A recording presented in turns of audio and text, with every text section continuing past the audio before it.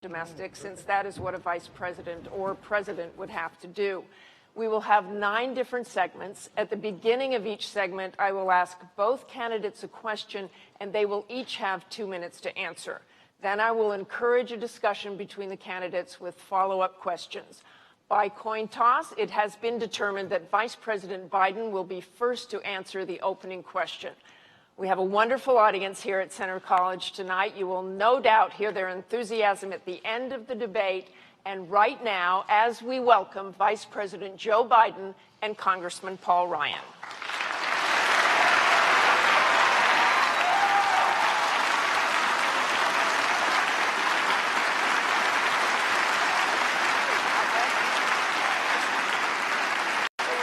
Very nice to see you.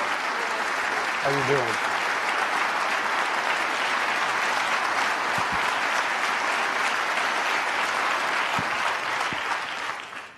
Okay, you got your little wave to the families in. That's great.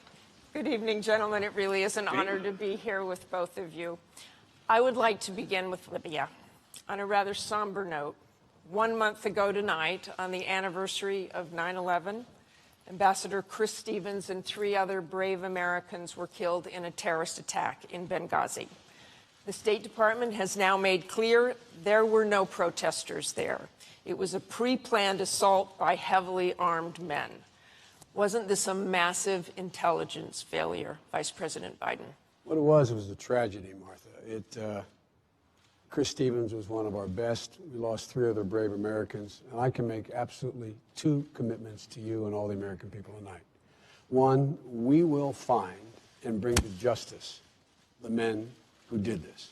And secondly, we will get to the bottom of it, and wherever the facts lead us, wherever they lead us, we will make clear to the American public, because whatever mistakes are made will not be made again. When you're looking at a president, Martha, it seems to me that you should take a look at his most important responsibility. That's caring for the national security of the country. And the best way to do that is take a look at how he's handled the issues of the day.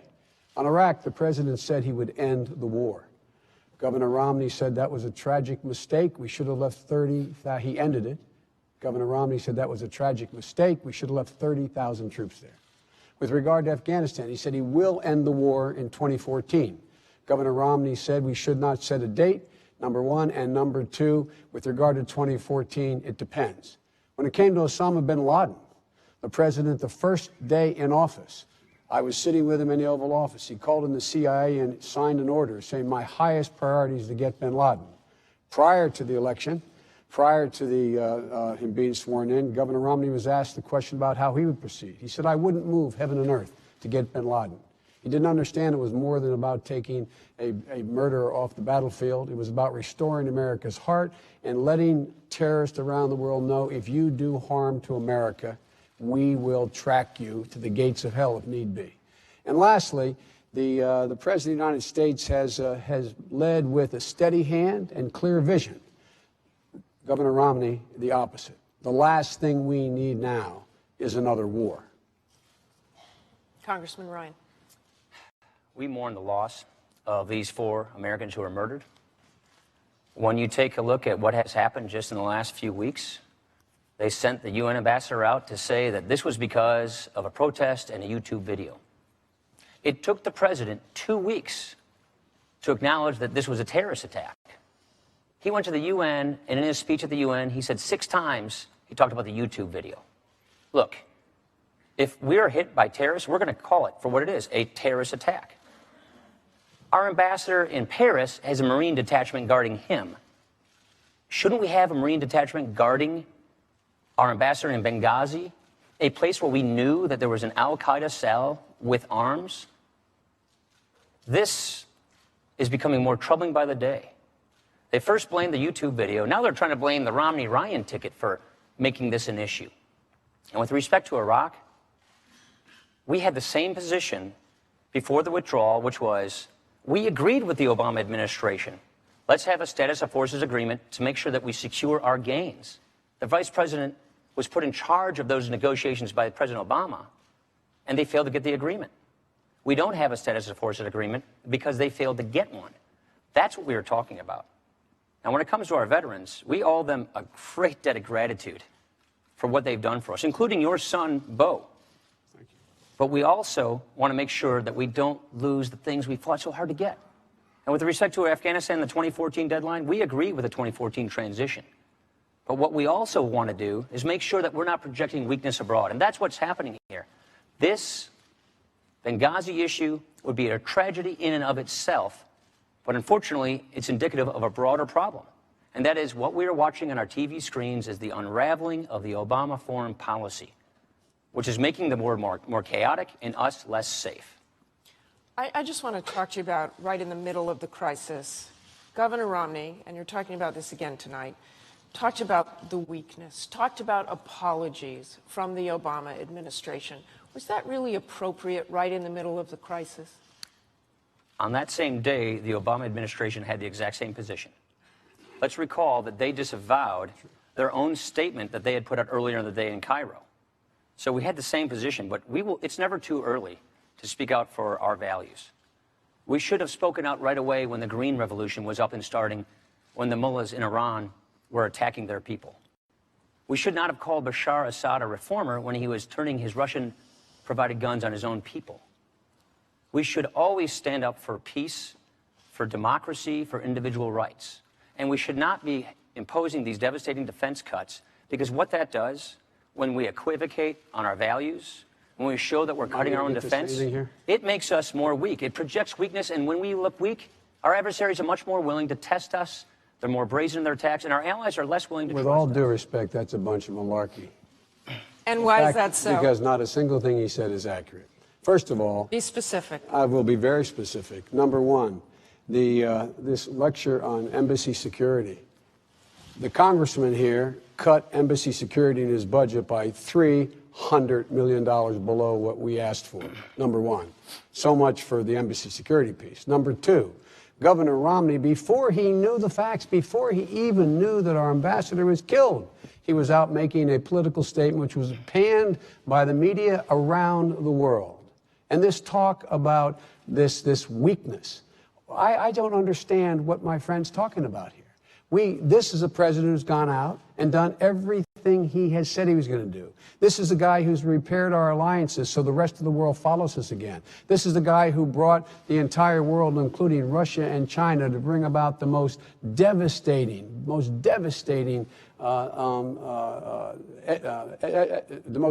efforts on Iran to make sure that they, in fact, stop with their... Look, I mean, these guys bet against America all the time. Can we talk about... Let me go back to sure. Libya.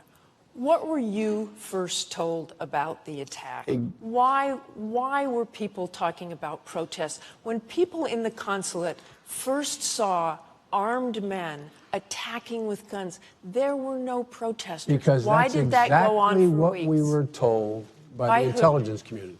The intelligence community told us that. As they learned more facts about exactly what happened, they changed their assessment.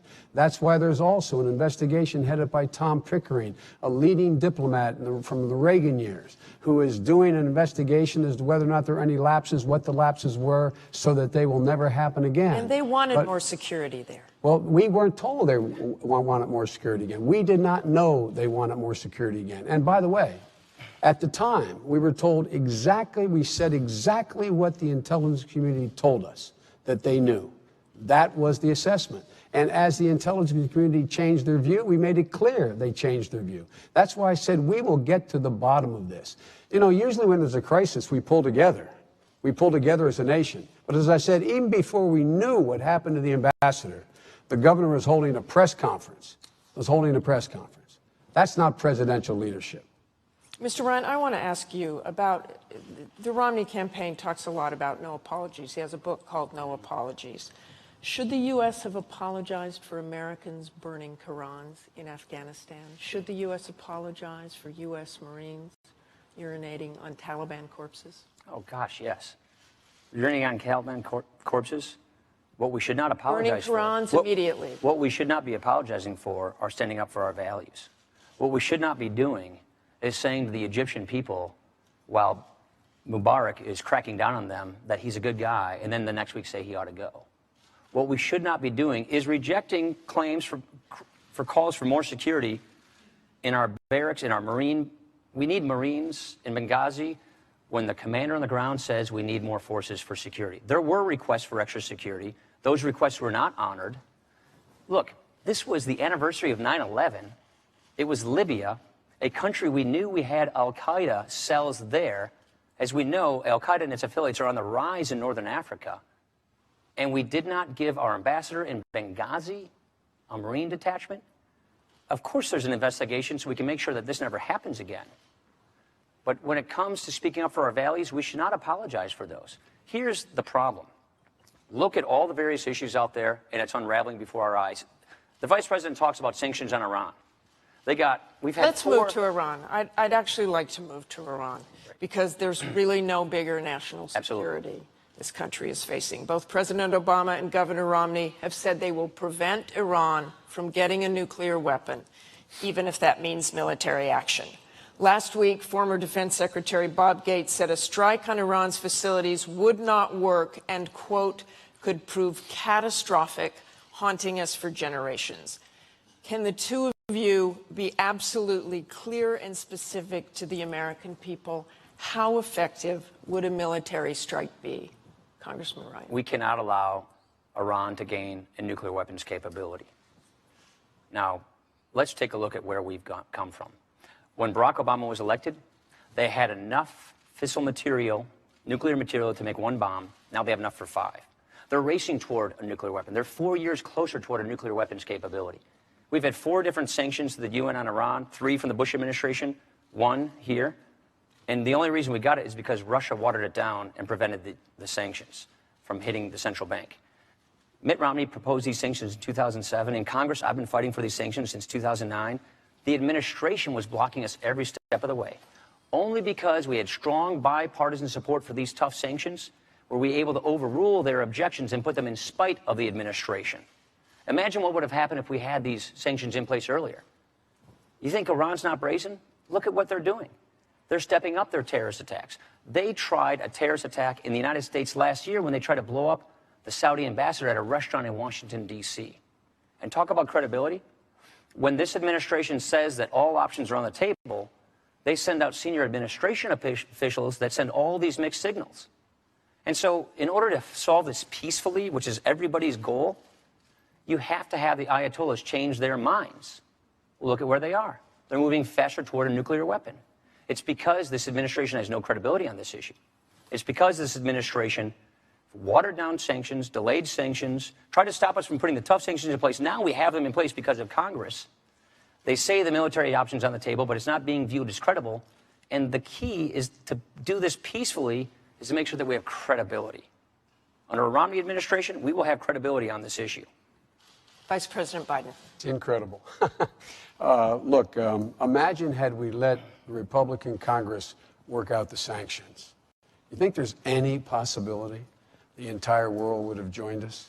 Russia and China, all of our allies. These are the most crippling sanctions in the history of sanctions, period. Period. When Governor Romney's asked about it, he said, we got to keep these sanctions. When you say, well, you're talking about doing more, what are you going to go to war? Is that what you want to do now? We want to prevent war. And the interesting thing is how they're going to prevent war. How are they going to prevent war? They say there's nothing more that they say we should do than what we've already done, number one. And number two, with regard to the ability of the United States to take action militarily, it is not in my purview to talk about classified information, but we feel quite confident we could deal a serious blow to the Iranians. But number two, the Iranians are, the Israelis and the United States, our military and intelligence communities are absolutely the same exact place in terms of how close the Iranians are to getting a nuclear weapon. They are a good way away. There is no difference between our view and theirs.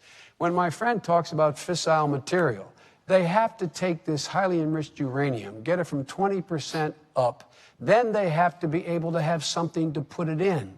There is no weapon that the Iranians have at this point. Both the Israelis and we will know if they start the process of building a weapon.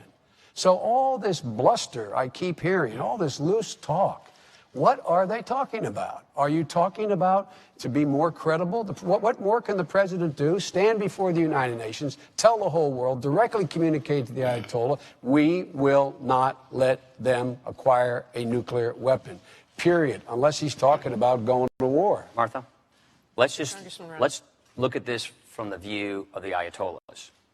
What do they see? They see this administration trying to water down sanctions in Congress for over 2 years. They're moving faster toward a nuclear weapon. They're spinning the centrifuges faster. They see us saying when we come into the administration, when they're sworn in, we need more space with our ally Israel.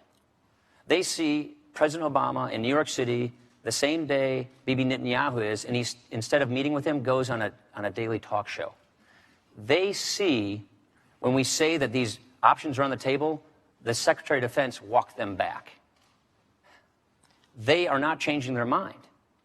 That's what we have to do, is change their mind so they stop pursuing nuclear weapons, and they're going faster. How do you do it so quickly? Look, you both saw Benjamin Netanyahu hold up that picture of a bomb with a red line and talking about the red line being in spring.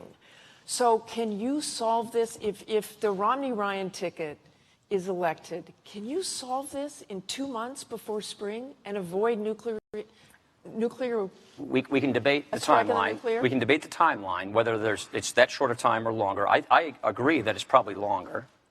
Number two, it's all about credibility. You don't agree with that bomb and what the Israelis might do. Look, we both, Vice President I don't want to Biden. go into classified stuff, but we both agree that to do this peacefully, you got to get them to change their minds. They're not changing their minds. And look at what this administration does. Let me tell you what the Ayatollah sees. You have to have the Ayatollah sees his economy being crippled. The Ayatollah sees that there are 50% fewer exports of oil. He sees the currency going into the tank. He sees the economy going into free fall. And he sees the world for the first time totally united in opposition to him getting a nuclear weapon. Now, with regard to Bibi, who's been my friend for 39 years, the president has met with Bibi a dozen times. He's spoken to Bibi Netanyahu as much as he's spoken to anybody. The idea that we're not, I was in just before he went to the UN, I was in a conference call with the president, with him talking to Bibi for well over an hour in stark relief and detail about what was going on. This is a bunch of stuff. Look, here's the deal. What does that mean, a bunch of stuff? Well, it means it's simply inaccurate. It's Irish. It's Irish. It is. We Irish call it malarkey. Thanks for the translation. No, we Irish call it malarkey. But last thing, the Secretary of Defense has made it absolutely clear. He didn't walk anything back. We will not allow the Iranians to get a nuclear weapon. What Bibi held up there was when they get to the point where they can enrich uranium enough to put into a weapon. They don't have a weapon to put it into. Let's all calm down a little bit here. Iran is more isolated today than when we took office. It was on the ascendancy when we took office. It is totally isolated. I don't know what world these guys are in. Thank heavens we have these sanctions in place. It's in spite of their opposition. Oh, God. They've given 20 waivers to this sanction. And all I have to point to are the results. They're 4 years closer toward a nuclear weapon. I think that case speaks for itself. Can you tell the American By the way, people what's they worse, are another war in the closer Middle East? to a nuclear weapon. They're closer to being able to get enough fissile material to put in a weapon if they had a weapon. You're acting a little bit like they don't want one, though. Oh, I didn't say, no, I'm not saying that. Facts matter, Martha. You're a foreign policy expert. Facts matter. All this loose talk about them, all they have to do is get to enrich uranium in a certain amount and they have a weapon. Not true. Not true. They are more, and if we ever have to take action, unlike when we took office, we will have the world behind us, and that matters. That matters. What about Bob Gates' statement? Let me read that again. Could prove catastrophic, haunting us for generations. He is right. It could prove catastrophic if we didn't do it with precision. And what it does is it undermines our credibility by backing up the point when we make it that all options are on the table. That's the point. The Ayatollahs see these kinds of statements and they think, I'm going to get a nuclear weapon. When we see the kind of equivocation that took place because this administration wanted a precondition policy, so when the Green Revolution started up, they were silent for 9 days. When they see us putting they see us putting daylight between ourselves and our allies in Israel, that gives them encouragement. When they see Russia watering down any further sanctions, the only reason we got a UN sanction is because Russia watered it down and prevented these central bank sanctions in the first place. So when they see this kind of activity, they are encouraged to continue, and that's Martha, the let me problem. tell you what Russia let me did. ask you what's worse. War in the Middle East, another war in the Middle East, I'll tell you or a what's worse. nuclear-armed Iran. I'll tell you what's Quickly. worse. A nuclear-armed Iran, which triggers a nuclear arms race in the Middle East. This is the world's largest sponsor of terrorism. They've the dedicated only themselves thing, to wiping an entire country off the map. They call us the Great Satan. And if they get nuclear weapons, other people in the neighborhood will pursue their nuclear weapons as well. Vice President We can't Biden. live with that. War should always be the absolute last resort. That's why these crippling sanctions with Bibi Netanyahu says we should continue, which, if I'm not mistaken, Governor Romney says we should continue. If I may be mistaken, he changed his mind so often, I could be wrong. But the fact of the matter is, he says they're working. And the fact is that they are being crippled by them. And we've made it clear, big nations can't bluff. This president doesn't bluff. Gentlemen, I want to bring the conversation to a different kind of national security issue, the state of our economy. The number one issue here at home is jobs. The percentage of unemployed just fell below 8% for the first time in 43 months. The Obama administration had projected that it would fall below 6% now after the addition of close to $1 trillion in stimulus money. So will both of you level with the American people? Can you get unemployment to under 6%, and how long will it take? I don't know how long it will Biden. take. We can and we will get it under 6%. Let's take a look at the facts. Let's look at where we were when we came to office. The economy was in free fall. We had the Great Recession hit. 9 million people lost their job. $1.6 trillion in wealth lost, in equity in your homes and retirement accounts for the middle class. We knew we had to act for the middle class. We immediately went out and rescued General Motors. We went ahead and made sure that we cut taxes for the middle class. And in addition to that, when that occurred, what did Romney do? Romney said, no, let Detroit go bankrupt. We moved in and helped people refinance their homes. Governor Romney said, no, let foreclosures hit the bottom. But it shouldn't be surprising for a guy who says 47% of the American people are unwilling to take responsibility for their own lives. My friend recently in a speech in Washington said 30% of the American people are takers. These people are my mom and dad, the people I grew up with, my neighbors. They pay more effective tax than Governor Romney pays in his federal income tax. They are elderly people who, in fact, are living off of Social Security. There are veterans and people fighting in Afghanistan right now who are, quote, not paying any taxes. I've had it up to here with this notion that 47%, it's about time they take some responsibility here. And instead of signing pledges to Grover Norquist not to ask the wealthiest among us to contribute to bring back the middle class, they should be signing a pledge saying to the middle class, we're going to level the playing field. We're going to give you a fair shot again. We are going to not repeat the mistakes we made in the past by having a different set of rules for Wall Street and Main Street, making sure that we continue to hemorrhage these tax cuts for the super wealthy. They're pushing the continuation of a tax cut that will give an additional $500 billion in tax cuts to 120,000 families. And they're holding hostage the middle class tax cut because they say we won't continue the middle class tax cut unless you give the tax cut for the super wealthy. It's about time they take some responsibility. Mr. Ryan. Joe and I are from similar towns. He's from Scranton, Pennsylvania. I'm from Janesville, Wisconsin. You know what the unemployment rate in Scranton is today? I sure do. It's 10%. Yeah. You know what it was the day you guys came in? 8.5%. Yeah. That's how it's going all around America. Look. You don't read the statistics. That's not how it's going. It's going down. This is his 2-minute answer, Look. please. Did they come in and inherit a tough situation? Absolutely. But we're going in the wrong direction. Look at where we are. The economy is barely limping along. It's growing at 1.3%. That's slower than it grew last year, and last year was slower than the year before. Job growth in September was slower than it was in August, and August was slower than it was in July. We're heading in the wrong direction. 23 million Americans are struggling for work today. 15% of Americans are living in poverty today. This is not what a real recovery looks like. We need real reforms for a real recovery, and that's exactly what Mitt Romney and I are proposing. It's a 5-point plan. Get America energy independent in North America by the end of the decade. Help people who are hurting get the skills they need to get the jobs they want. Get this deficit and debt under control to prevent a debt crisis. Make trade work for America so we can make more things in America and sell them overseas, and champion small businesses. Don't raise taxes on small businesses because there are job creators. He talks about Detroit. Mitt Romney's a car guy. They keep misquoting him, but let me tell you about the Mitt Romney I know. This is a guy who I was talking to, a family in Northborough, Massachusetts the other day, Cheryl and Mark Nixon. Their kids were hit in a car crash, 4 of them. 2 of them, Rob and Reed, were paralyzed. The Romneys didn't know them. They went to the same church they never met before. Mitt asked if he could come over on Christmas. He brought his boys, his wife, and gifts.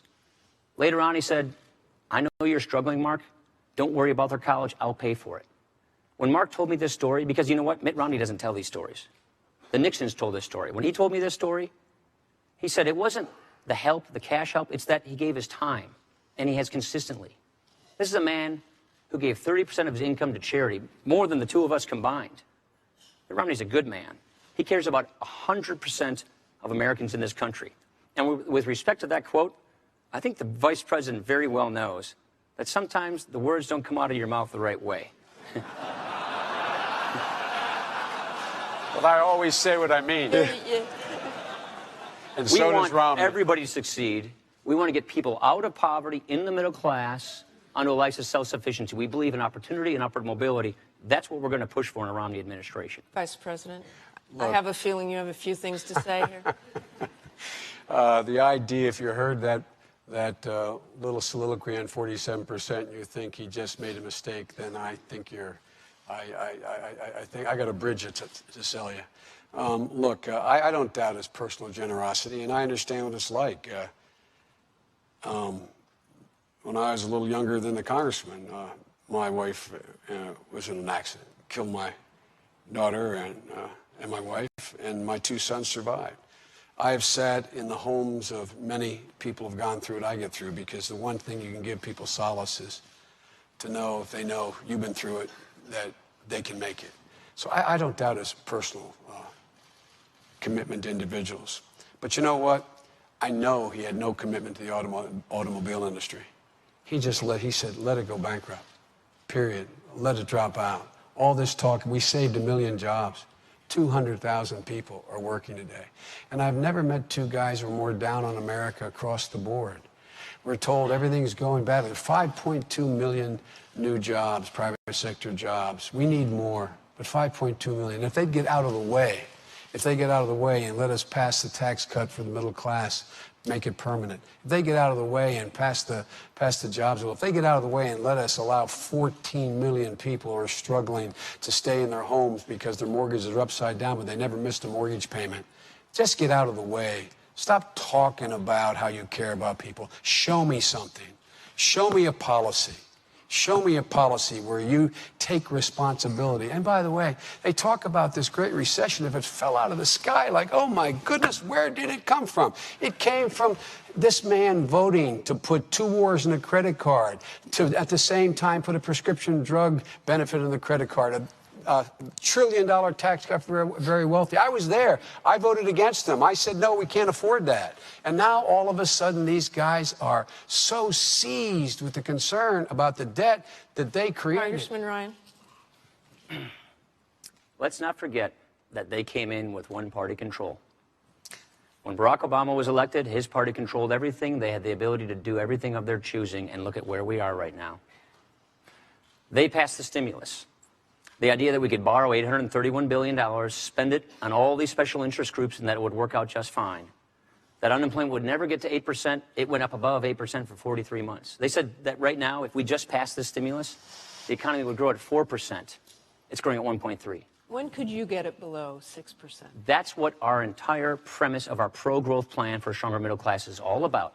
Getting the economy growing at 4%, creating 12 million jobs over the next 4 years. Look at just the $90 billion in stimulus. And The vice president was in charge of overseeing this. $90 billion in green pork to campaign contributors and special interest groups.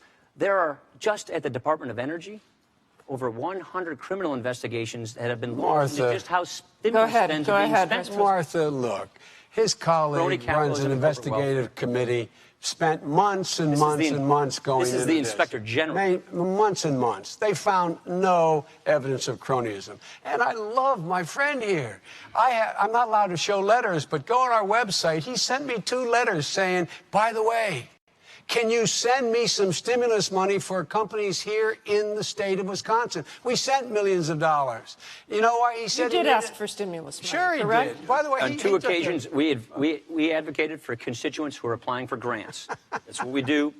We do that for all constituents who are applying. I love that. I love that. This is such a bad program, and he writes me a letter saying, writes the Department of Energy a letter saying, the reason we need this stimulus, it will create growth and jobs. His words.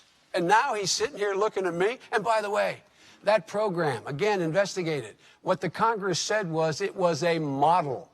Less than 0.4% waste or fraud in the program. And all this talk about cronyism. They investigated, did not find one single piece of evidence. I wish he would just be a little more candid. Was it a good idea to spend taxpayer dollars on electric cars in Finland or on windmills in China? Look, was it a good idea to borrow all this money from countries like China and spend it on all these various different interest groups? Let me tell you, it was a good idea. It was a good idea. Moody's and others said that this was exactly what we needed. It stopped us from going off the cliff. It set the conditions to be able to grow again. We have, in fact, 4% of those green jobs didn't go under. Went under, it didn't work. It's a better batting average than investment bankers have. They have about a 40% right loss. Where are the 5 million green jobs that were being I want to move on here to Medicare and entitlements. I think we've gone over this quite enough. And by the way, any letter you send me, I'll entertain. I appreciate that, Joe. Let's talk about Medicare and entitlements. Both Medicare and Social Security are going broke and taking a larger share of the budget in the process. Will benefits for Americans under these programs have to change for the programs to survive, Mr. Ryan? Absolutely. Medicare and Social Security are going bankrupt. These are indisputable facts. Look, when I look at these programs, we've all had tragedies in our lives. I think about what they've done for my own family. My mom and I had my grandmother move in with us who was facing Alzheimer's. Medicare was there for her, just like it's there for my mom right now, who's a Florida senior. After my dad died, my mom and I got Social Security survivors benefits. Helped me pay for college. It helped her go back to college in her 50s, where she started a small business because of the new skills she got. She paid all of her taxes on the promise that these programs would be there for her. We will honor this promise. And the best way to do it is reform it for my generation. You see, if you reform these programs for my generation, people 54 and below, you can guarantee they don't change for people in or near retirement, which is precisely what Mitt Romney and I are proposing. Look what Obamacare does. Obamacare takes $716 billion from Medicare to spend on Obamacare. Even their own chief actuary at Medicare backs this up. He says you can't spend the same dollar twice. You can't claim that this money goes to Medicare and Obamacare. And then they put this new Obamacare board in charge of cutting Medicare each and every year in ways that will lead to denied care for current seniors. This board, by the way, it's 15 people. The president's supposed to appoint them next year, and not one of them even has to have medical training. And Social Security, if we don't shore up Social Security, when we run out of the IOUs, when the program goes bankrupt, a 25% across-the-board benefit cut kicks in on current seniors in the middle of their retirement. We're going to stop that from happening. They haven't put a credible solution on the table. He'll tell you about vouchers.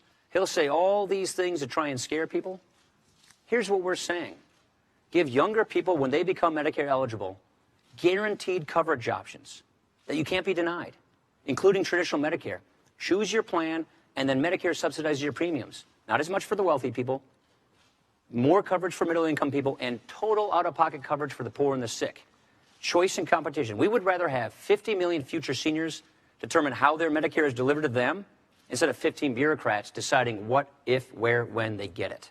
Vice President Biden, 2 minutes. You know, I heard that death panel argument from Sarah Palin. It seems every vice presidential debate I hear this kind of stuff about panels. But let's talk about Medicare. What we did is we saved $716 billion and put it back, applied it to Medicare. We cut the cost of Medicare. We stopped overpaying insurance companies, when doctors and hospitals. The AMA supported what we did. AARP endorsed what we did. And it extended the life of Medicare to 2024. They want to wipe this all out. It also gave more benefits. Any senior out there, ask yourself, do you have more benefits today? You do. If you're near the donut hole, you have $800, $600 more to help your prescription drug costs. You get wellness visits without copays. They wipe all of this out, and Medicare becomes insolvent in 2016. Number one. Number two, guaranteed benefit. It's a voucher. When they first proposed, when the congressman had his first voucher program, the CBO said it would cost $6,400 a year, Martha, more for every senior 55 and below when they got there. He knew that, yet he got all the guys in Congress and women in the Republican Party to vote for it. Governor Romney, knowing that, said, I would sign it were I there. Who you believe? The AMA? Me? A guy who's fought his whole life for this, or somebody who would actually put in motion a plan that knowingly added $6,400 a year more to the cost of Medicare. Now they got a new plan.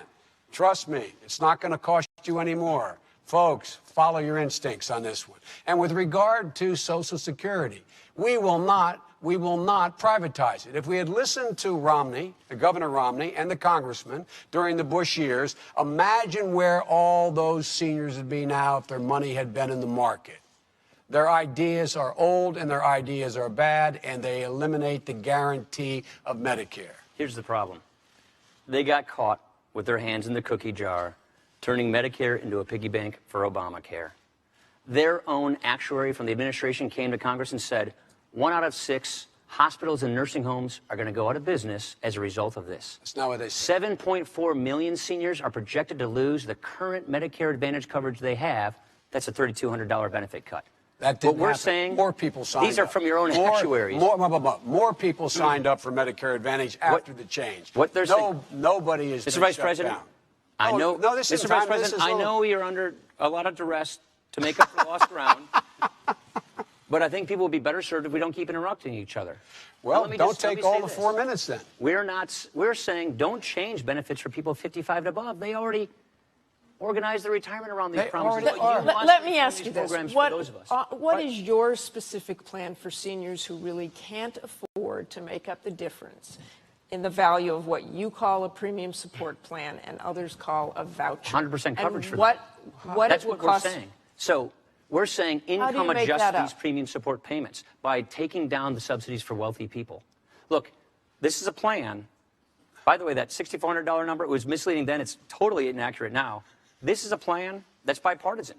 It's a plan I put together with a prominent Democrat senator from Oregon. There's not one Democrat who endorses it. Not one Democrat who signed Our partner is a Democrat from Oregon. And he said he does no longer support you for that. We put it together with the former Clinton budget director. Who this disavows it. This idea came from the Clinton Commission to Save Medicare, chaired by Senator John Breaux. Here's the point, Martha. Which was rejected. If we don't fix this problem pretty soon, then current seniors get cut. Here's the problem. 10,000 people are retiring every single day in America today, and they will for 20 years. That's not a political thing. Martha, that's if a we math just thing. did one thing, if they just allow Medicare to bargain for the cost of drugs like Medicaid can, that would save $156 billion right off the bat. And it would deny seniors choices.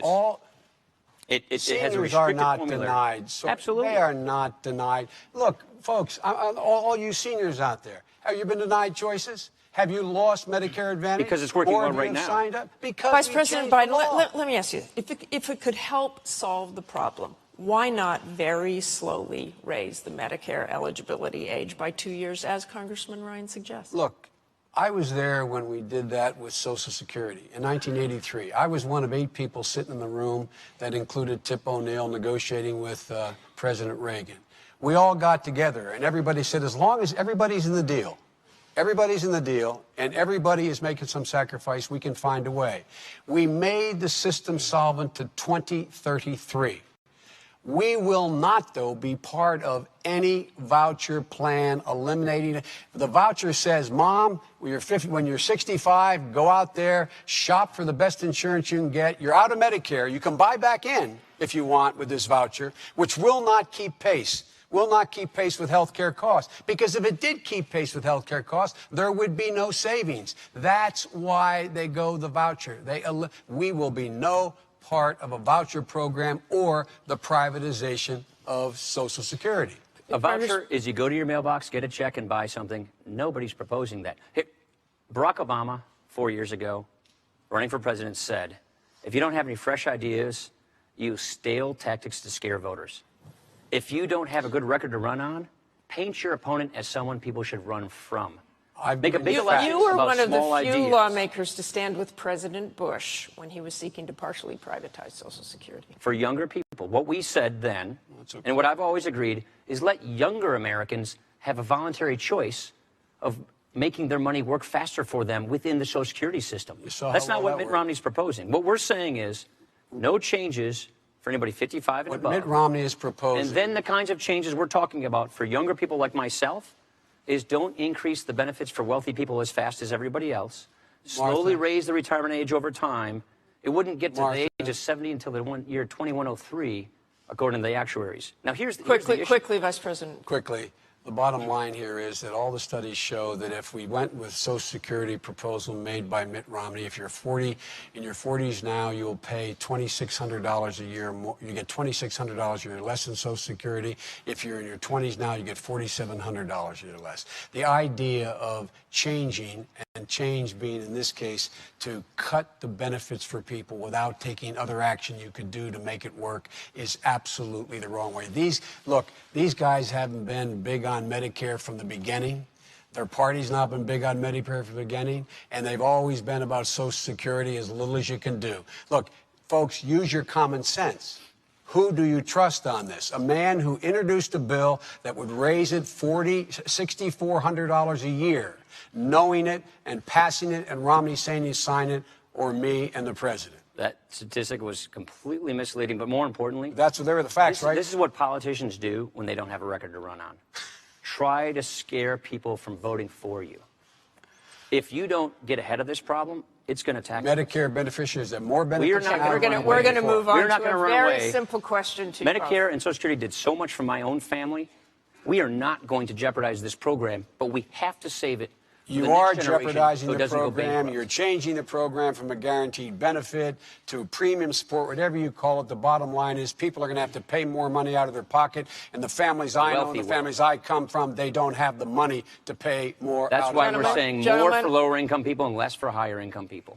I would like to move on to a very simple question for both of you, and something tells me I won't get a very simple answer, but let me ask you this. I gave you a simple answer. He's raising the cost of Medicare.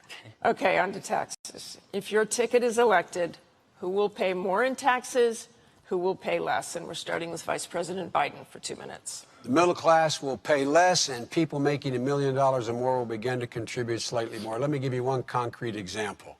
The continuation of the Bush tax cuts. We are arguing that the Bush tax cuts for the wealthy should be allowed to expire. Of the Bush tax cuts for the wealthy, $800 billion of that goes to people making a minimum of $1 million.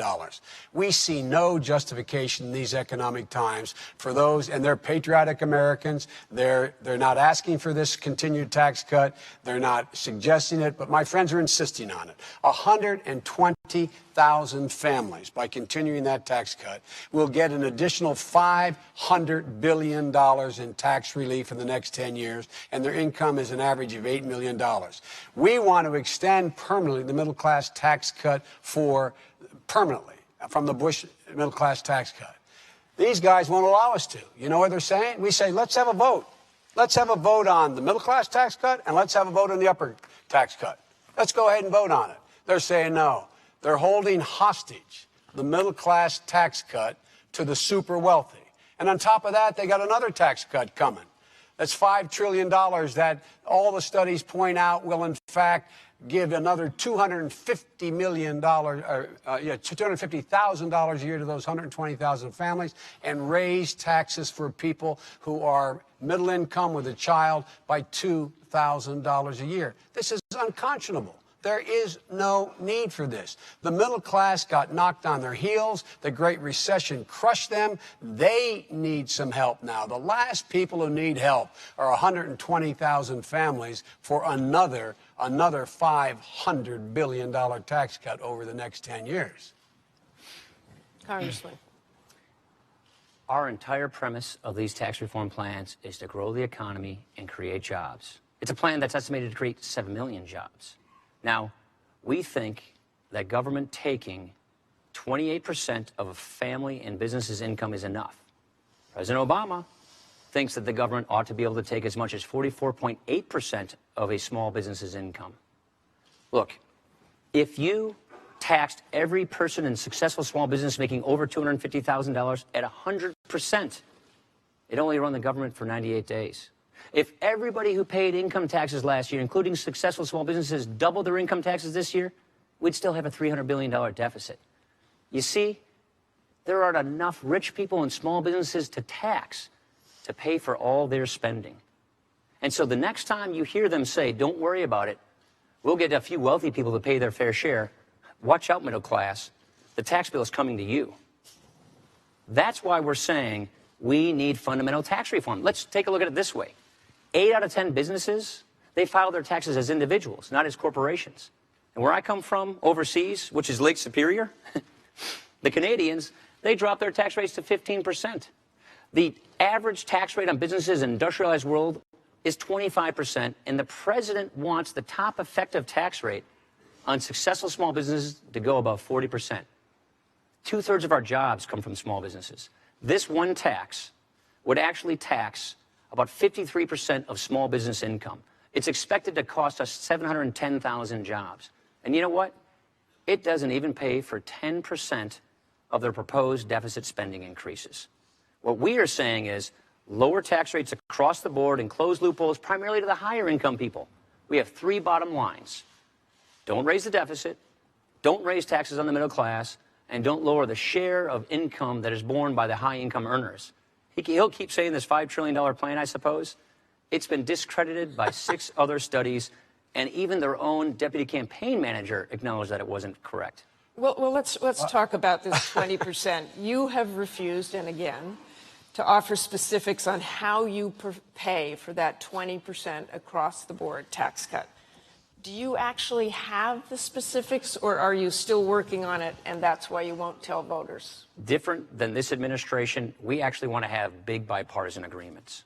You see, I understand that. Do you have the specifics? Do you have the math? You know exactly what you're doing? Look at what Ronald Reagan and Tip O'Neill did. They worked together out of a framework to lower tax rates and broaden the base, and they worked together to fix that. What we're saying is, here's our framework. Lower tax rates 20%.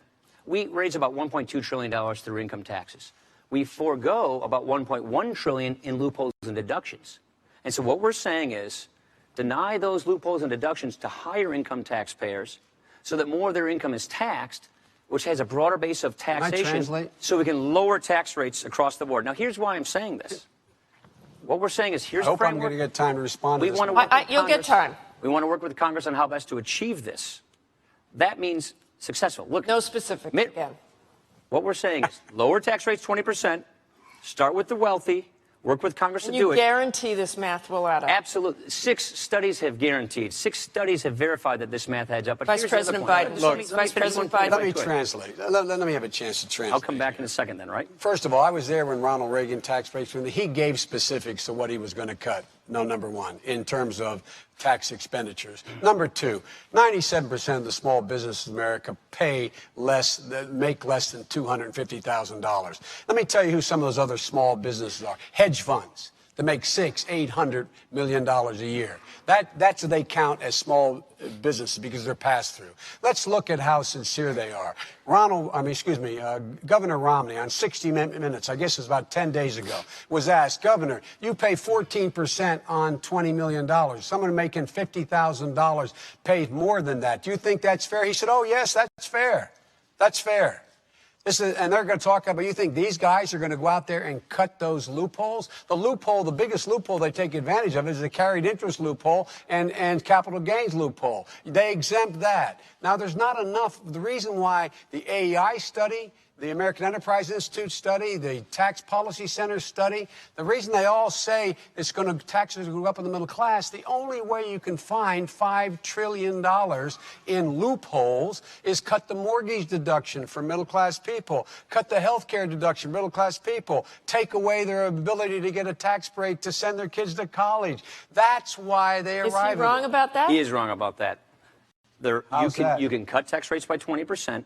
And still preserve these important preferences for middle-class taxpayers. Not mathematically possible. It is mathematically possible. It's been done before. It's precisely what we're proposing. It has never been done before. It's been done a couple of times, actually. It has never been Jack done Kennedy before. lowered tax rates, increased growth. Ronald Reagan. Now you're Jack Kennedy. Ronald Reagan.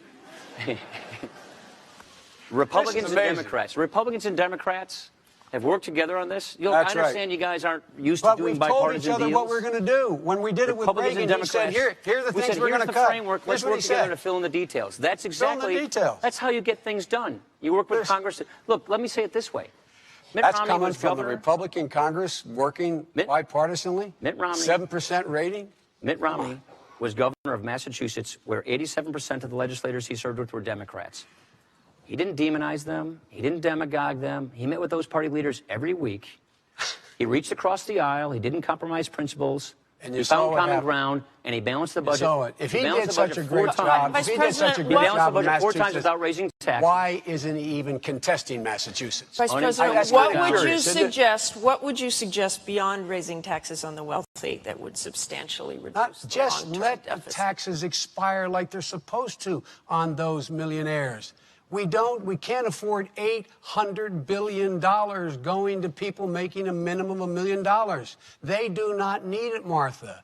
Those 120,000 families make $8 million a year. Middle-class people need the help. Why does my friend cut out the tuition tax credit for them? Why does he go after the child care? Can you declare anything off limits? Why do they do Can you that? declare anything off limits? Yeah, we're saying close loopholes on high-interest people. Home mortgage deduction. For higher-income people. Here. Can you guarantee that no one tax making less than $100,000 have a mortgage deduction impacted? This taxes a million small businesses. He keeps trying to make you think that it's just some movie star or hedge fund guy or 97% of the small businesses make less than $250,000 a year, would not be affected. It hits a million. This taxes a million people, a million small businesses. Does it tax 97% of the American businesses? It taxes a million small businesses who are our greatest job creators. I wish I could get it. The greatest job creators. And you're going to increase the defense budget. And you're going to increase the defense budget. We're just not going to cut the defense budget like they're proposing. It's $2 billion.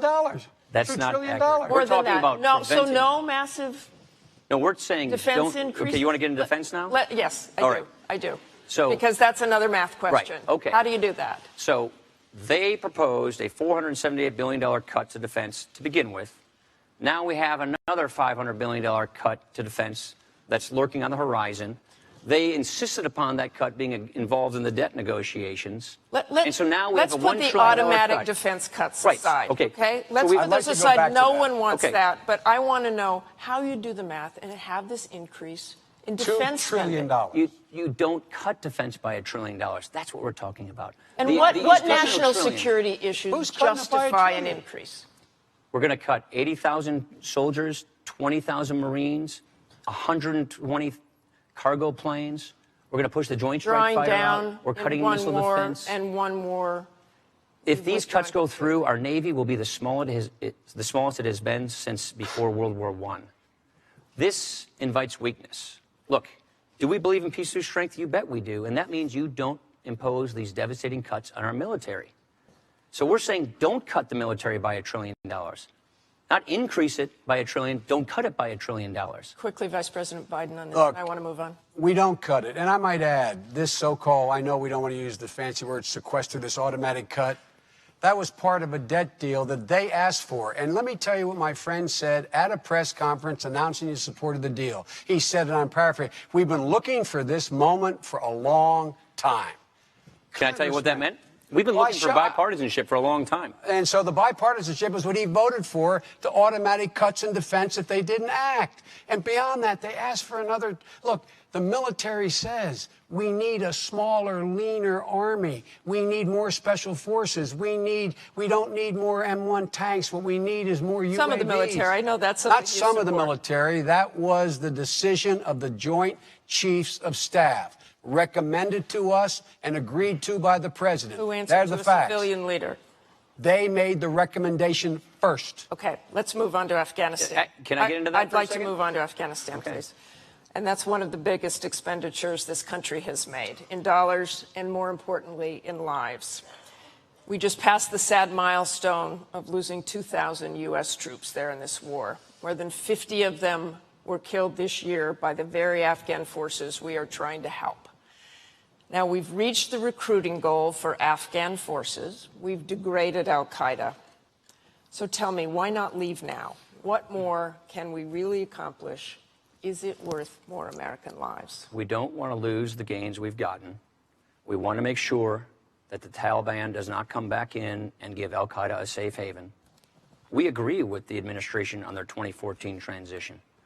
Look, when I think about Afghanistan, I think about the incredible job that our troops have done. You've been there more than the two of us combined. First time I was there in 2002, it was amazing to me what they were facing. And I went to the Arghandab Valley in Kandahar before the surge. I sat down with a young private in the 82nd from the Menominee Indian Reservation who would tell me what he did every day, and I was in awe. And to see what they had in front of them, and then to go back there in December, to go throughout Helmand with the Marines, to see what they had accomplished, it's nothing short of amazing. What we don't want to do is lose the gains we've gotten. Now, we've disagreed from time to time on a few issues. We would have more likely taken into account the recommendations from our commanders, General Petraeus, Admiral Mullen, on troop levels throughout this year's fighting season. We've been skeptical about negotiations with the Taliban, especially while they're shooting at us.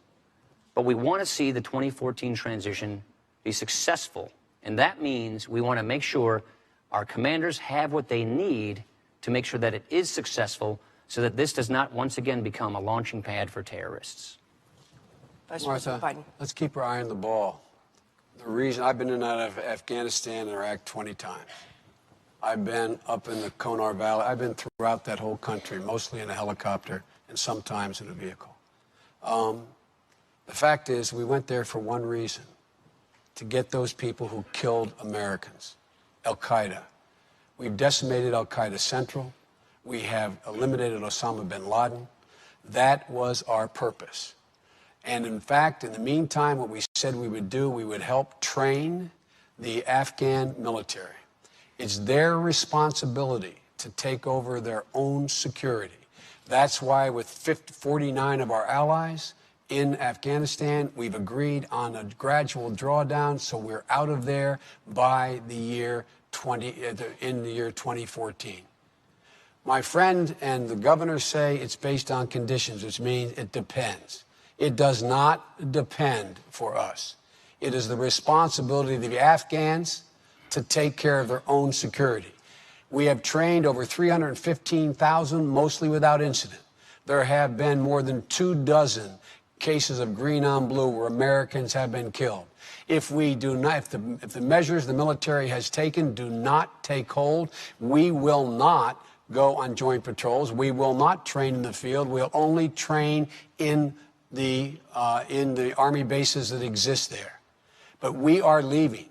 We are leaving in 2014, period. And in the process, we're going to be saving over the next 10 years another $800 billion. We've been in this war for over a decade. The primary objective is almost completed. Now all we're doing is putting the Kabul government in a position to be able to maintain their own security. It's their responsibility, not America's. What conditions could justify staying, Congressman Ryan? We don't want to stay. We want, look, one of my best friends in Janesville, a reservist, is at a forward operating base in eastern Afghanistan right now. Our wives are best friends, our daughters are best friends. I want him and all of our troops to come home as soon and safely as possible.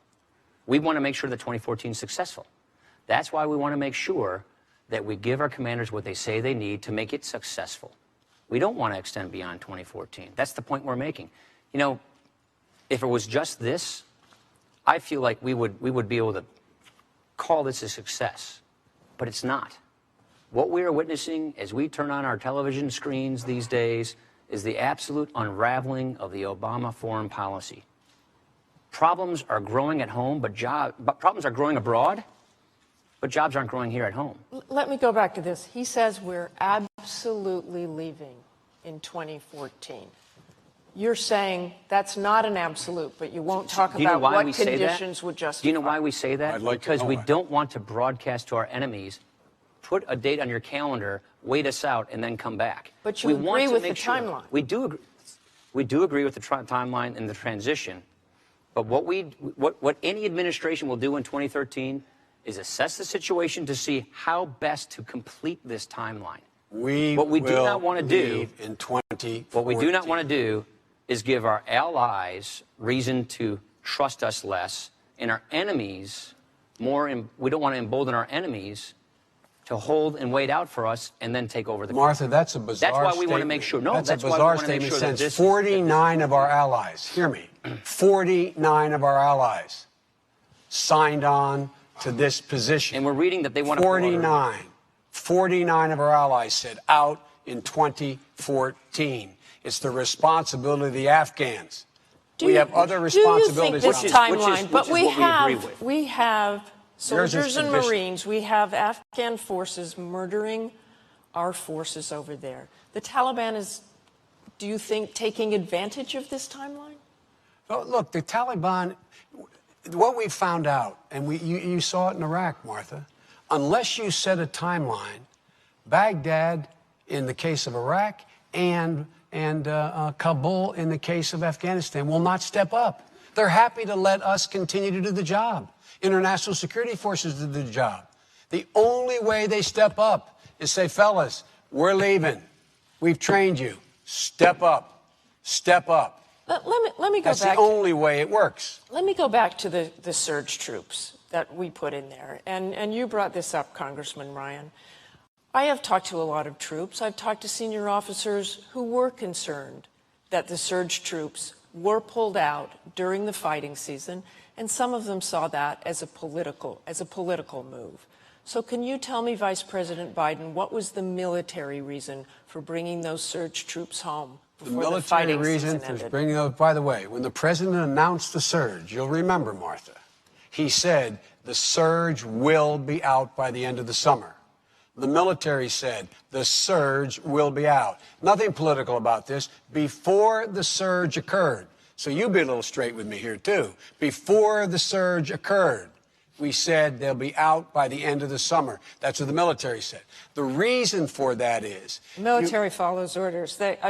Trust me, there are people Sure, who are there- concerned about pulling out. But there are on the people fighting that are season. concerned, but not the Joint Chiefs. That was their recommendation in the Oval Office to the President of the United States of America. I sat there.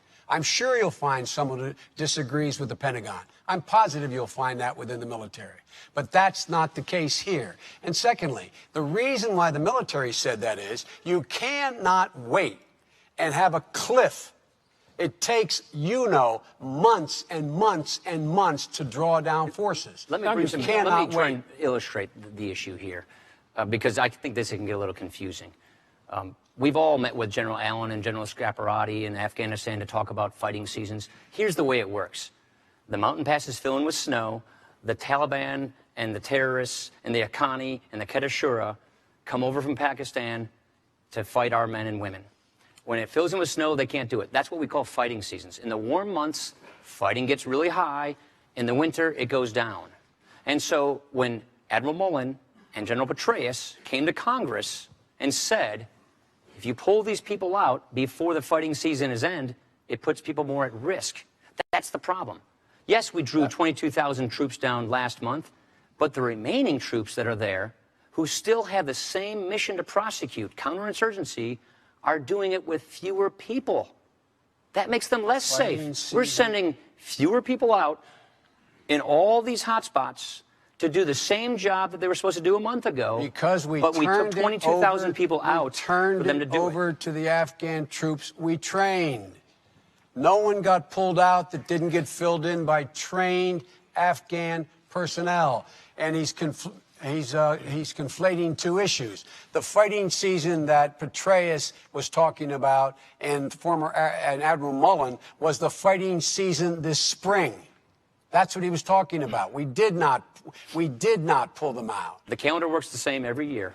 It does work the same every year. And we're Spring, not staying summer, there. fall. It's warm or it's not. They're still fighting us. They're still coming over the passes. They're still coming in to Zabul, to Kunar, to all of these areas. But we are sending fewer people to the front to fight them. And That's right, because that's the Afghan responsibility. We've trained them. Not in the East. Let's move to another war. Not in the East. RC East, RC East, the most dangerous place in the world. That's why we don't want to send fewer people to do the job. That's why we should send Americans in to do the job instead of the... You'd rather Americans be going in and doing the job we instead of the are already trained. sending Americans to do the job, but fewer of them. That's the whole That's point. right. We're sending in more Afghans to do the job. Afghans to do the job. Let's move to another war, the civil war in Syria, where there are estimates that more than 25,000, 30,000 people have now been killed. In March of last year, President Obama explained the military action taken in Libya by saying it was in the national interest to go in and prevent further massacres from occurring there. So why doesn't the same logic apply in Syria? It's a different country. It's a different country. It is 5 times as large geographically.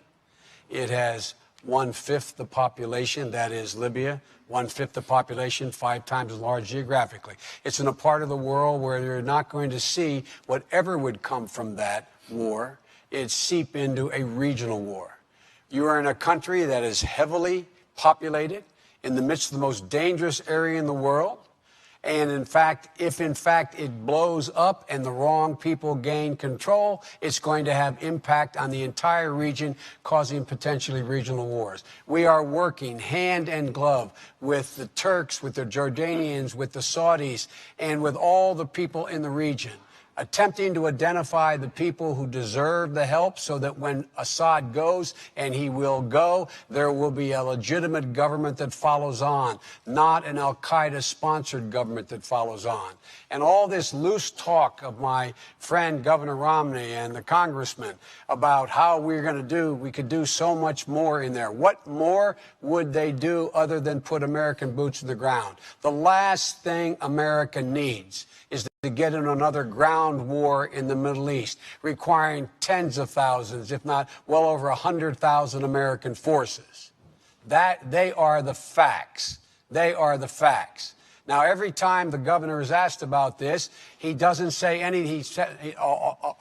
He goes up with a whole lot of verbiage, but when he gets pressed, he says, no, he would not do anything different than we are doing now. Are they proposing putting American troops in the ground? Putting American aircraft in the airspace? Is that what they're proposing? If they do, they should speak up and say so. But that's not what they're saying. We are doing it exactly like we need to do to identify those forces who, in fact, will provide for a stable government and not cause a regional Sunni-Shia war when Bashir Assad falls. Congressman Ryan. Nobody is proposing to send troops to Syria, American troops. Now, let me say it this way. How would we do things differently? We wouldn't refer to Bashar Assad as a reformer when he's killing his own civilians with his Russian-provided weapons. We wouldn't be outsourcing our foreign policy to the United Nations, giving Vladimir Putin veto power over our efforts to try and deal with this issue.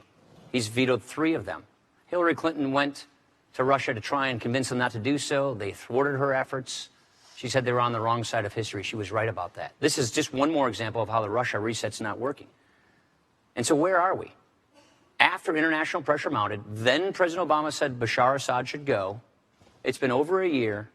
The man has slaughtered tens of thousands of his own people, and more foreign fighters are spilling into this country. So the longer this has gone on, the more groups like al-Qaeda are going in. We could have more easily identified the Free Syrian Army, the freedom fighters, working with our allies, the Turks, the Qataris, the Saudis, had we had a better plan in place to begin with, working through our allies. But no, we waited for Kofi Annan to try and come up with an agreement through the UN. That bought Bashar Assad time. We gave Russia veto power over our efforts through the UN, and meanwhile, about 30,000 Syrians are dead. What would my friend do differently? If you notice, he never answers the question. No, we would not be going through the UN on all of these things. You don't go through the UN. We are in the process now and have been for months in making sure that help, humanitarian aid, as well as other aid and training is getting to those forces that we believe, the Turks believe, the Jordanians believe, the Saudis believe are the free forces inside of Syria. That is underway. Our allies were all on the same page, NATO as well as our Arab allies, in terms of trying to get a settlement. That was their idea. We're the ones that said enough. With regard to the reset not working, the fact of the matter is that Russia has a different interest in Syria than we do, and that's not in our interest. What happens if Assad does not fall?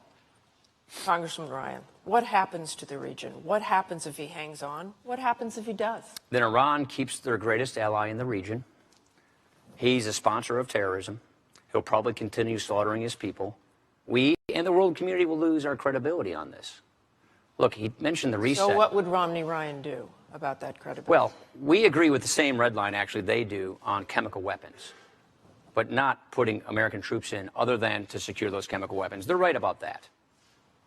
But what we should have done earlier is work with those freedom fighters, those dissidents in Syria. We should not have called Bashar Assad a reformer.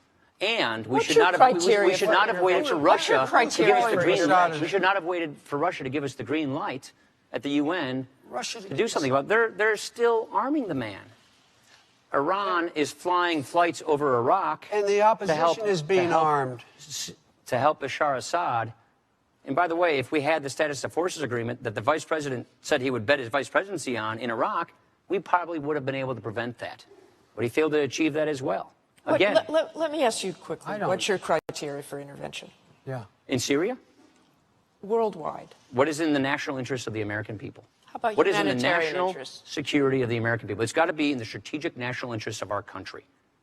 No humanitarian. Each situation will come up with its own set of circumstances, but putting American troops on the ground, that's got to be within the national security interest of the American people. I want to. We're almost out of time here. Embargoes and sanctions and overflights. Those are things that don't put American troops on the ground. But if you're talking about putting American troops on the ground, only in our national security interests. I want to move on, and I want to return home for these last few questions.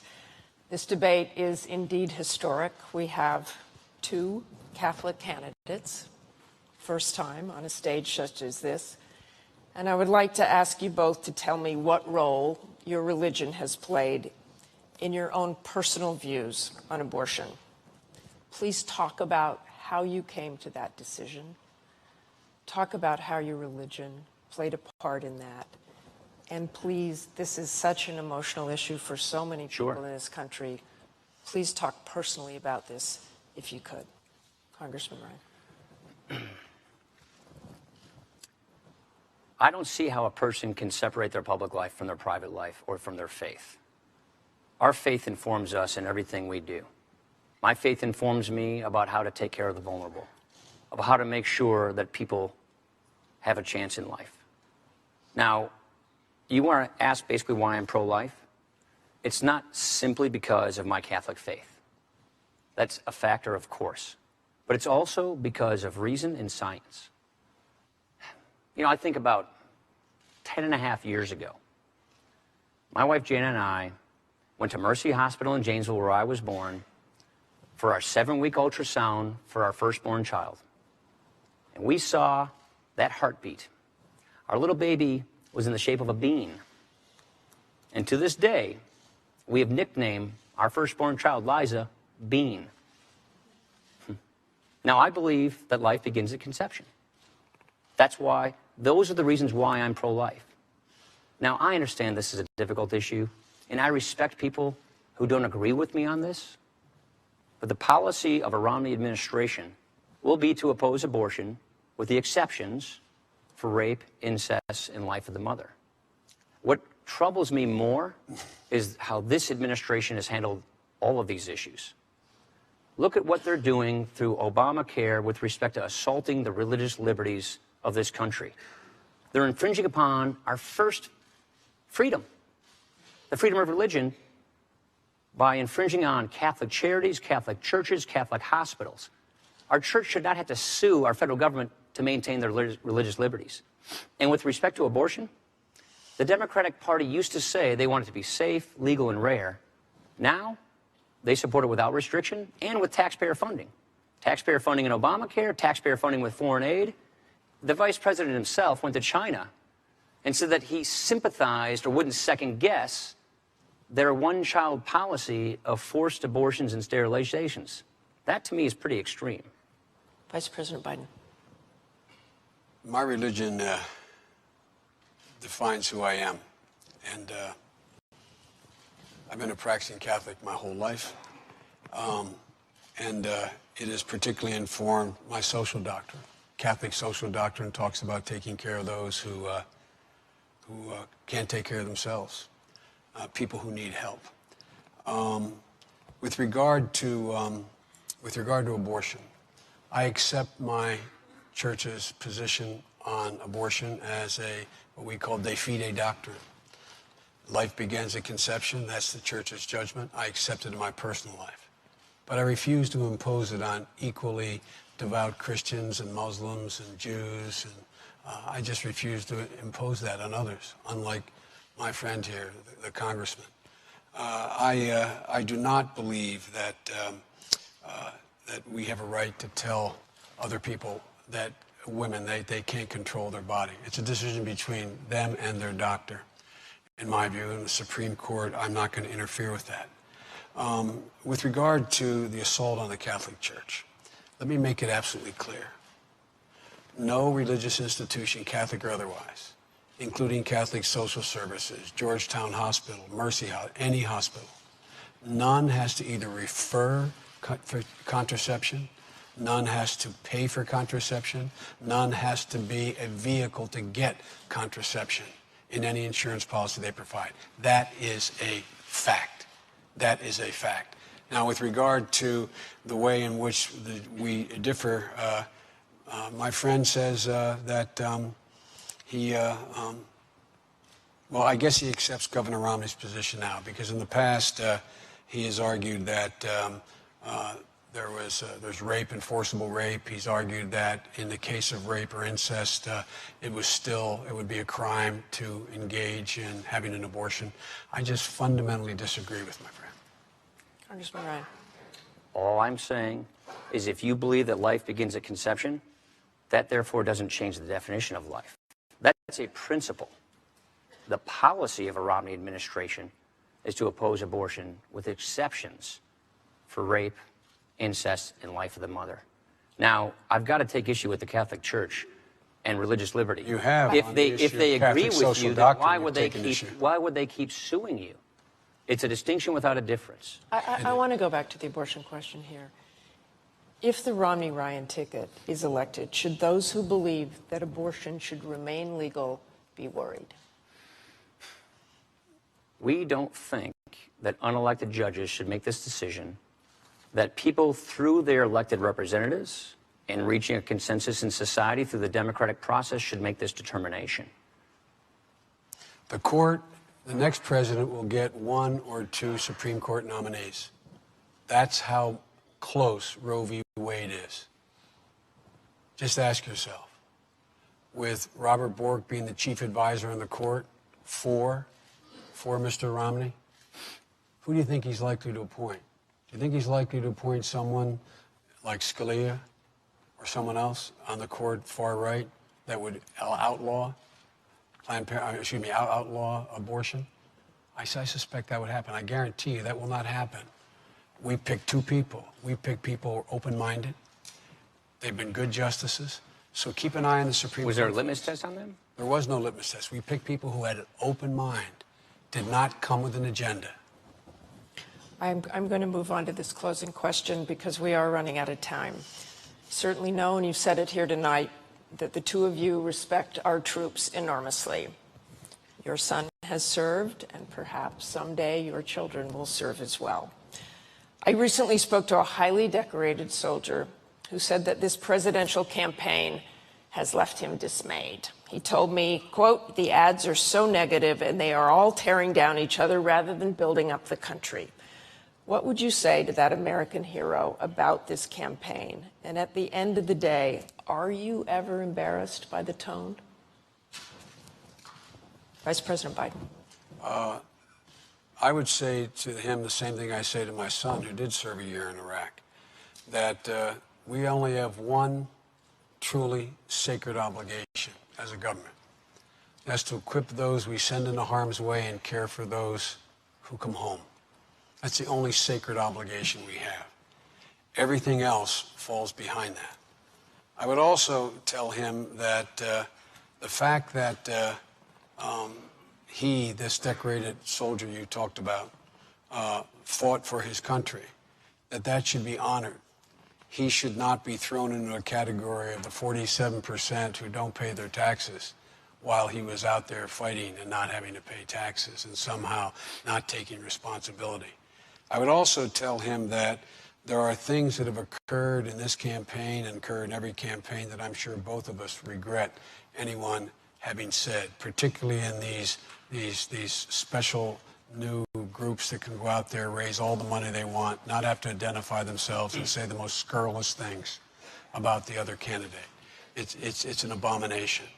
But the bottom line here is I'd ask that hero you referenced to take a look at whether or not Governor Romney or President Obama has the conviction to help lift up the middle class, restore them to where they were before this great recession hit and they got wiped out, or whether or not he's going to continue to focus on taking care of only the very wealthy, not asking them to pay any part of the deal to bring back the middle class, the economy of this country. I would ask him to take a look at whether the President of the United States has acted wisely in the use of force, and whether or not the slipshod comments being made by my friend, or by Governor Romney, serve our interests very well. But there are things that have been said in campaigns that I find not very appealing. Congressman Ryan. First of all, I'd thank him to his service to our country. Second of all, I'd say we are not going to impose these devastating cuts on our military, which compromises their mission and their safety. And then I would say you have a president who ran for president 4 years ago promising hope and change, who has now turned his campaign into attack, blame, and defame. You see, if you don't have a good record to run on, then you paint your opponent as someone to run from. That was what President Obama said in 2008. It's what he's doing right now. Look at all the string of broken promises. If you like your health care plan, you can keep it. Try telling that to the 20 million people who are projected to lose their health insurance if Obamacare goes through, or the 7.4 million seniors who are going to lose it. Or remember when he said this: I guarantee if you make less than $250,000, your taxes won't go up. Of the 21 tax increases in Obamacare, 12 of them hit the middle class. Or remember when he said health insurance premiums will go down $2,500 per family per year? They've gone up $3,000, and they're expected to go up another $2,400. Or remember when he said, I promise by the end of my first term, I'll cut the deficit in half in 4 years. We've had 4 budgets, $4 trillion deficits. A debt crisis is coming. We can't keep spending and borrowing like this. We can't keep spending money we don't have. Leaders run to problems to fix problems. President Obama has not even put a credible plan on the table in any of his 4 years to deal with this debt crisis. I passed 2 budgets to deal with this. Mitt Romney's put ideas on the table. We've got to tackle this debt crisis before it tackles us. The president likes to say he has a plan. He gave a speech. We asked his budget office, can we see the plan? They sent us to this press secretary. He gave us a copy of the speech. We asked the Congressional Budget Office, tell us what President Obama's plan is to prevent a debt crisis. They said, it's a speech. We can't estimate speeches. You see, That's what we get in this administration, speeches. But we're not getting leadership. Mitt Romney is uniquely qualified to fix these problems. His lifetime of experience, his proven track record of bipartisanship. And what do we have from the president? He broke his big promise to bring people together to solve the country's biggest problems. And what I would tell him is we don't have to settle for this. We can do better than this. I hope I'll get equal time. You will get just a few minutes here, a few seconds, really. The two budgets the Congress has introduced have eviscerated all the things that the middle class cares about. It will knock 19 million people off of Medicare. It will kick 200,000 children off of early education. It will eliminate the tax credit people have to be able to send their children to college. It cuts education by $450 billion. It does virtually nothing except continue to increase the tax cuts for the very wealthy. And, you know, we've had enough of this. The idea that he's so concerned about these deficits, as I pointed out, he voted to put 2 wars in a credit card. He did. We're going to the closing statements in a minute. You're going to have your closing statement. Not raising taxes is not cutting taxes. And by the way, our budget, we have not spending raised by 3% a year instead of 4.5% like they propose. So not spending more money as much as they say is not a spending things here just for a minute. And I want to talk to you very briefly before we go to closing statements about your own personal character. If you were elected, what could you both give to this country as a man, as a human being, that no one else could? Honesty. Well, no one else could. There are plenty of fine people who could lead this country. But what you need are people who, when they say they're going to do something, they go do it. What you need are when people see problems, they offer solutions to fix those problems. We're not getting that. Look, we can grow this economy faster. That's what our 5-point plan for a stronger middle class is all about. It's about getting 12 million jobs, higher take-home pay, getting people out of poverty into the middle class. That means going with proven pro-growth policies that we know work to get people back to work, putting ideas on the table, working with Democrats. That actually works sometimes. Vice President, and then could we get to that issue of what you could bring as a man, a human being? And I really am going to keep you to about 15 seconds here. Well, he gets 40, I get 15. He didn't have okay. 40. He didn't have 40. Now, let me tell you, my record stands for itself. I never say anything I don't mean. Everybody knows whatever I say, I do. And my whole life has been devoted to leveling the playing field for middle-class people, giving them an even break, treating Main Street and Wall Street the same, holding the same responsibility. Look at my record. It's been all about the middle class. They're the people who grow this country. We think you grow this country from the middle out, not from the top down. Okay, we now turn to the candidates for their closing statements. Thank you, gentlemen. And that coin toss again has Vice President Biden starting with the closing statement. Well, let me say at the outset that I want to thank you, Martha, for doing this, and Senator College. The fact is that we're in a situation where we inherited a god-awful circumstance. People are in real trouble. We acted to move to bring relief to the people who need the most help now. And in the process, we, in case you haven't noticed, we have strong disagreements, but you probably detected my frustration with their attitude about the American people. My friend says that 30% of the American people are takers. Romney points out 47% of the people won't take responsibility. He's talking about my mother and father. He's talking about the places I grew up in, my neighbors in Scranton and Claymont. He's talking about the people that built this country. All they're looking for, Martha, all they're looking for is an even shot. Whenever you give them a shot, they've done it. They've done it. Whenever you've leveled the playing field, they've been able to move. And they want a little bit of peace of mind. And the president and I are not going to rest until that playing field is leveled. They, in fact, have a clear shot, and they have peace of mind. Until they can turn to their kid and say with a degree of confidence, honey, it's going to be okay. It's going to be okay. That's what this is all about. Congressman Ryan. I want to thank you as well, Martha, Danville, Kentucky, Senator College, and I want to thank you, Joe. It's been an honor to engage in this critical debate. We face a very big choice. What kind of country are we going to be? What kind of country are we going to give our kids? President Obama He had his chance. He made his choices. His economic agenda, more spending, more borrowing, higher taxes, a government takeover of health care, it's not working. It's failed to create the jobs we need. 23 million Americans are struggling for work today. 15% of Americans are in poverty. This is not what a real recovery looks like. You deserve better. Mitt Romney and I want to earn your support. We're offering real reforms for a real recovery for every American. Mitt Romney, his experience, his ideas, his solutions, is uniquely qualified to get this job done. At a time when we have a jobs crisis in America, wouldn't it be nice to have a job creator in the White House? The choice is clear. A stagnant economy that promotes more government dependency, or a dynamic, growing economy that promotes opportunity and jobs. Mitt Romney and I will not duck the tough issues. And we will not blame others for the next 4 years. We will take responsibility. And we will not try to replace our founding principles. We will reapply our founding principles. The choice is clear, and the choice rests with you. And we ask you for your vote. Thank you. And thank you both again. Thank you very much. This concludes the vice presidential debate. Please tune in next Tuesday for the second presidential debate at Hofstra University in New York. I'm Martha Raddatz of ABC News. I do hope all of you go to the polls. Have a good evening.